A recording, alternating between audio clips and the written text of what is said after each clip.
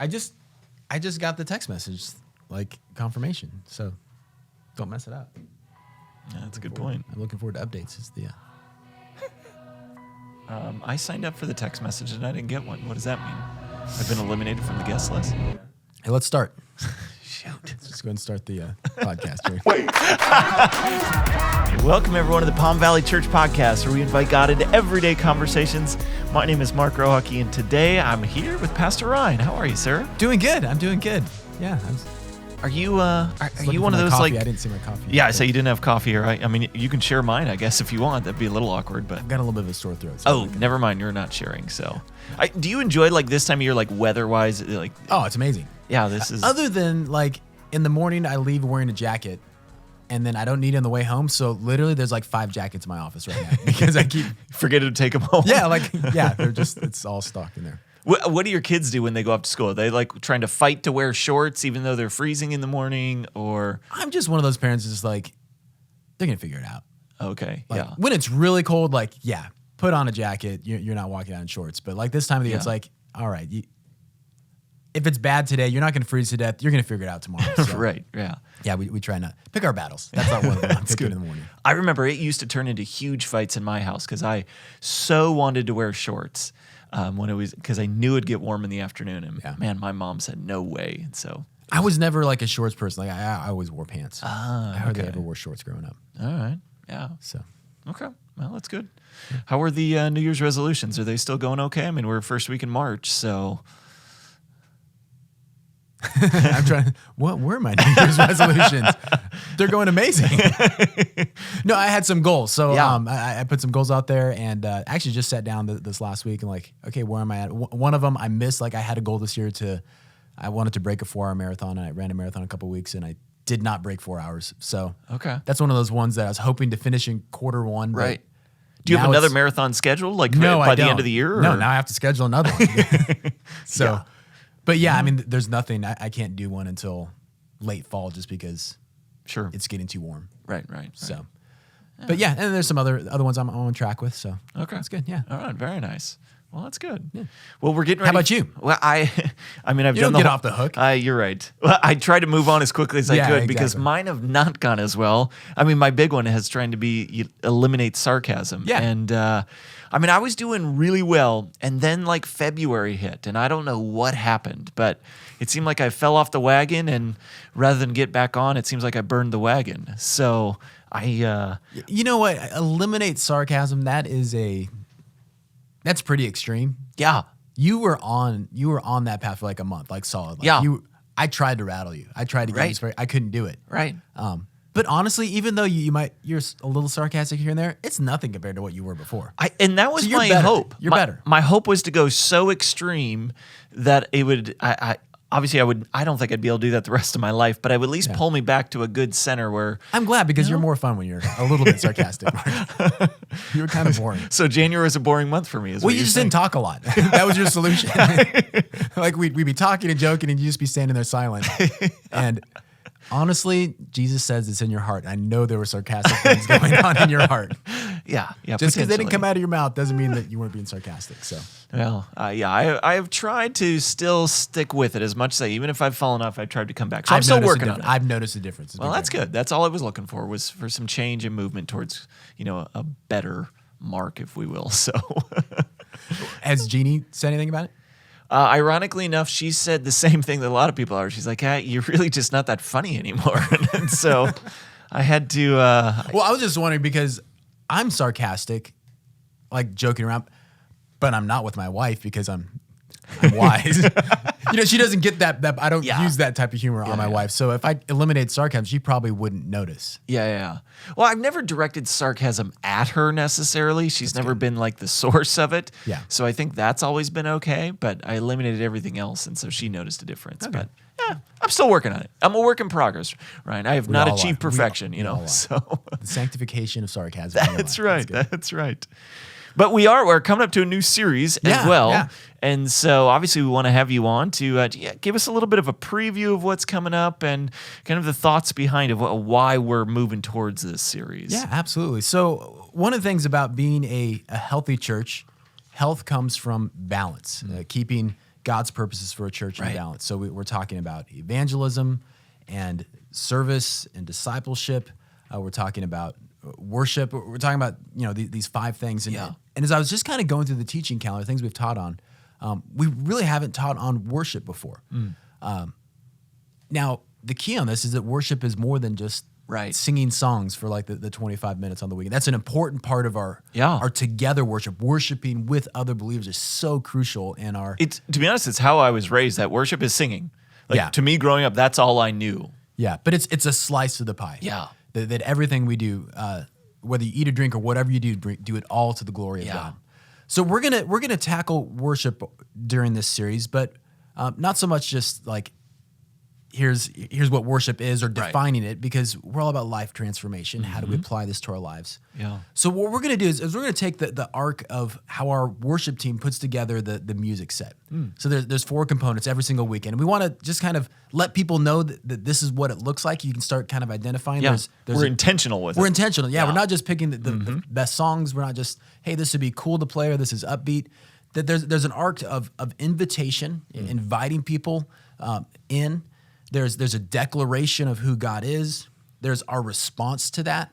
And then an encounter. We want to create that encounter moment every weekend, that pause moment where it's like really reflecting and having this moment with God. Yeah.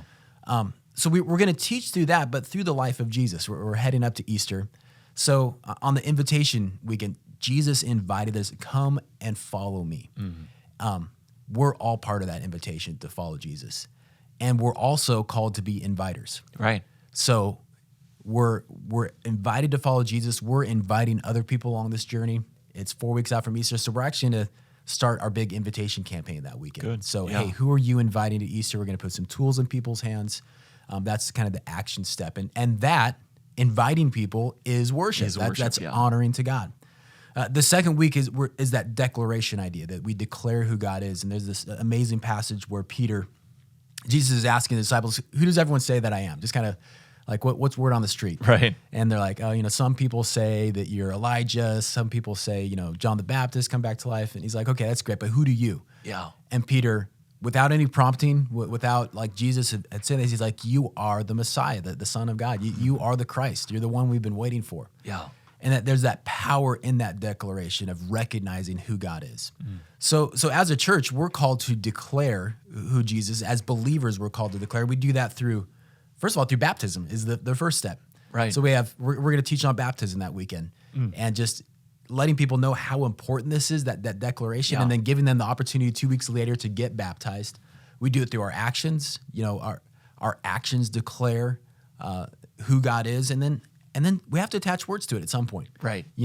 Being a great example is great. It gives us the permission to use words, but we at some point have to tell people that we're loved by God, that He's healed us, and that we have a purpose in our life. I love that language you've been using recently with that. So that declaration is that second week. The third week is the response. And we're going to be having two of our worship pastors teach that weekend. It's going to be really kind of a different service, but how we respond to what God's done for us. We're going to be doing communion that weekend, some really special elements. It's going to be a very interactive service. You don't want to miss that there. And then finally, the last one is encounter. That Jesus, the night that he was betrayed, had an encounter with us. He sat down and had a meal with them, had this fellowship, and that we're all called to have an encounter with Jesus. Yeah. So it's about worship, but it's about how we take that into our week. It's about tying all these different practices and things we do, that these are ways that we express worship, but also attaching it to some very actionable items like going out and inviting, taking the step of baptism. Yeah. It's not just a theoretical, emotional thing, that it is an action-driven series as well. Well, and the great thing about it is I love that our worship team and they interact with you. I mean, you and Fernando are sitting, you're looking at, okay, what is this series coming up? What's a message? So how can we craft songs around it? How can we craft the experience around it? So there's this microcosm inside of the worship, inside of the weekend service. But then it says, then we're saying, but this is what you should do your entire life. Right. That every time you invite someone, every time you're starting to plant those seeds, you are literally worshiping God in that moment. Yeah. To me, that's a huge thing because for me, music has been something I've just never connected with. I don't have music talent, so I've never connected with that. And so I always felt like... I know, yeah. Yeah, right. I've sat next to you singing before. So. Exactly. But I felt like I couldn't worship. I felt like I can barely do it, or God's not happy with it, or whatever else, because I can't sing and I've got no talent. I'm not musical. Right. So worship must not be my thing. And that's the furthest thing from the truth. That's exactly. That's why I love make a joyful noise. It literally says it doesn't matter like your gifting in this area. Yeah. We're all created to worship. Oh, I love that. That's a huge phrase. We are all created to worship. Yeah. And I think what you just mentioned, I'm super excited about for people like me who don't have the musical talent. On some level, I think this would be a big challenge for everyone out there like me to be able to say, hey, no, you were actually created to worship. Yeah. It's not a random thing that either you're good at or you're not good at. Yeah. You're actually wired to do it. And it's so much more than that emotional response in singing, because we can manufacture that. Right. And that sounds like, no, you can't have you been to any concert? Right. Like, it manufactures emotions. People have their hands raised and are clapping or singing and smiling. And like a Cardinals game. Yeah, we can manufacture emotion. What we want are authentic responses to God through music, through serving, through inviting, through all the things through raising our kids, through having conversations around a dinner table, through sharing a meal. These are all ways that we reflect what God has done for us, show how much we honor him and how much he's worth to us. I mean, that's worship, how much God is worth to us. Yeah, yeah. So how much do you think we should really put some conscious effort into? I mean, you just mentioned, we worship God through the way we raise our kids. Do you think we all should be almost have that at the back of our mind always of, okay, I need to continue to grow as a parent. I need to continue to grow as a husband or as a wife, because not only will it help in this relationship, but it is an act of worship. I mean, should we be consciously thinking about that? This is amazing. Technology. Who are you trying to talk to through my watch there, man? I'm so sorry. I didn't mean to interact with Siri on your watch. So, So having this as like a conscious thought in our mind of everything is worship. Yeah. I think when you can make that at the forefront of your mind, it changes the way that you live your life. I love 1 Corinthians 10:3, and whether you eat or drink or whatever you do it all for the glory of God. So at the end of the day, when you go to work, you can not necessarily like the vocation that you're in or what that job is. You know, it doesn't necessarily fill you. The people you work, like all of that could be miserable. But as a Christ follower, I have to walk into that environment and say, God, I'm going to give my effort, not to my boss because he certainly doesn't deserve it today, and not to my coworker because they're not pulling their weight and they don't deserve my effort, but you deserve my effort. I'm going to do this task today as an act of worship to you. And if we apply that to every area of our life, when we're interacting with our kids, to when we're, our marriages, to our dating relationships, how we date someone, I'm going to do this to the glory of God. I'm going to treat this pursuit of this person and this relationship as an act of worship. That changes radically everything. Changes everything. Yeah. And that's what it's talking about, that it's changing our mindset and everything that we do. Yeah. Changing the way that you think, as Romans 12 says. Yeah, if before I've given myself permission to have a bad attitude about something because, like you said, maybe the boss doesn't deserve it, so I'm justified in acting this way, then on some level, we're doing the very opposite of what we've been created to do, which is to do everything to the glory of God. And so we're never justified in that sense of having a bad attitude. As a Christ follower, we're never justified in that. Yeah. Which, logically we can get there, but we're never justified in doing it. Yeah. That's a huge thing. Without a doubt, those words should really change each of us so what does that look like for you when you wake up in the morning? Do you do some practical things to try to get yourself in the right frame of mind of everything you're about to do and be a part of that day as an act of worship? Yeah. So the very first thing I do is spend some time with God and really prayer reflection. I don't jump right into the Bible study part of it because that gets a different part of my brain thinking. Yeah. And I just need to reflect like, God, this is your day. This is our time together. Then I spend a little bit of time in the Word, but then I go to I have a plan for every day. So I have, 3 things that I set out the day before that, hey, I need to get these 3 things done today. And I actually bring that into my prayer time. Like, God, these are the 3 things you put on my heart to, yesterday to accomplish. Are these still the 3 things? And then I'm doing them for you. Yeah. And how do I posture? How do I do those things knowing that I'm doing them for God's glory? Yeah, yeah. So for you, it's the start of the day and really getting your mind right and giving it to God from the very beginning in this. Because I want it, and I do it early first because I want it all to flow from there, not at the end of the day reflective. Oh, I wish I would have, or I should have made this correction or whatever. And it's rhythms for people. I get that too. I don't want to impose my schedule on people. Yeah, no. But I always feel like, the best time to tune an instrument is before the concert, not after. Right. That's a good analogy. You do have some musical talent. I like this. Isaac's been playing the cymbals recently, which there is no tuning for the cymbals. He brought them home, these big, huge cymbals with it. And he turned to Abraham. He's like, you may not touch these ever. And for a 10-year-old boy, it's like, you have cymbals there with like the handles of the crown. Like, I can't touch him. Like, all he wanted to do, like in every fiber of his body, just to grab those one time and like smash it. I wanted to. Right. How do you not see cymbals and not want to like crash them together? But he was showing us all the techniques to doing it. It's really fascinating. I love that. We didn't get to. He's worshiping God with it, Ryan. That's what it is. No, his attitude was a little. No. I think if he was worshiping God, he might have let me at least crash him once. So how do you challenge your kids in this? How are you trying to lead them in this so that they understand as a 10-year-old, as a 13, 14-year-old to see, hey, you are worshiping God. You have the chance to worship God in everything you do today. I have to be honest, I don't use that language with them. But as we talk about the responses to things or their motivations for things, we try to bring the spiritual component in because God deserves our best. Yeah. Probably God deserves our best is the phrase we probably use more than anything else. Yeah.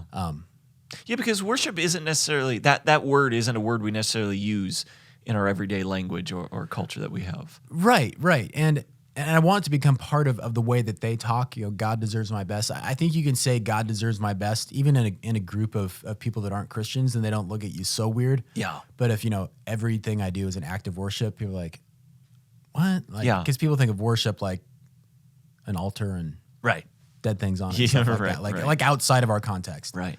So God deserves my best is kind of the phrase that we use. Yeah. Good.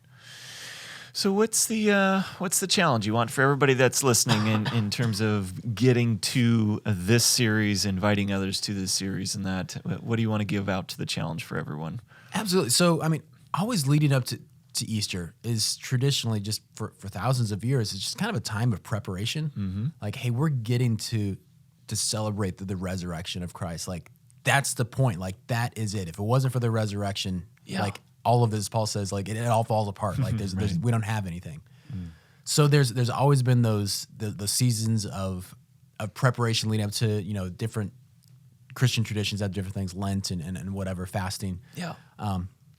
But as we're doing this series, just focusing on worship, that bringing glory to God, we're going to walk through some encounters with Christ leading up to it, very Jesus focused. So I would just say, preparing for Easter, coming to the series, you're going to take some next steps. But also just reminding us to, the very first we can invite. Easter is the point. It's an opportunity for people to come and show up to church that don't normally. It's an easy invite to get people to come, and making sure that we are leveraging all of our influence to get people to come on our Easter services. Yeah. And then we're going to be launching a series on Easter that's going to carry through that next series. So oftentimes we'll treat Easter, hey, we're just teaching on kind of a standalone, and then come back for the next series. Right. Well, we're going to be doing a series coming out of Easter that starts with the resurrection, and we're not skipping Easter, right. But it brings that, and then hey, come back next week for the second part of this. Yeah, come back so it's really getting people, whoever you leverage the invite to. Yeah, will hopefully feel compelled. Man, I want to come back and hear the rest of this. Yeah. This is helpful in my life. Right. And understand that inviting people is an act of worship. Absolutely. And what a great way to prepare for Easter. I like that idea of let's prepare for Easter, not just kind of go into it casually or just look at it its own thing. No, let's prepare for it. So Fantastic. Well, thank you, Pastor Ryan. Thanks for joining us today on the podcast. Always great to have you on. Going back when you set off my watch here. So back when we were doing the Are You OK series in my small group, we were just having a great discussion and suicide came up and we were talking about it, and all of a sudden my watch chimed in. It's like, if you need help, here's the suicide hotline. I was like, what? Wow. Like we were just talking about it topically. Yeah. And my watch like jumped in like into the conversation. Your watch was trying to save you if you needed help. Yeah. I was like, wow, what? I mean, I didn't know that it did that. I don't know how many people know that Apple Watches do that, but we were just kind of all a little creeped out. Yeah, right. But what else are they listening to? Yeah, exactly. Exactly. That's going to take us on a whole different podcast, Ryan. Apple Watch, we are still looking for a sponsor, though. So we're eating dinner around the table. It's like a healthy food pyramid. right. Oh, that's funny. It hasn't done that yet. Yeah, it may be coming. I don't know. So, all right. Well, thanks for joining us. And thanks, everyone else, for joining us. We look forward to catching you on the weekend. Make sure you subscribe to our YouTube channel and all the rest of our social media outlets. Otherwise, we will see you online or see you on the weekend. So have a great week, everyone.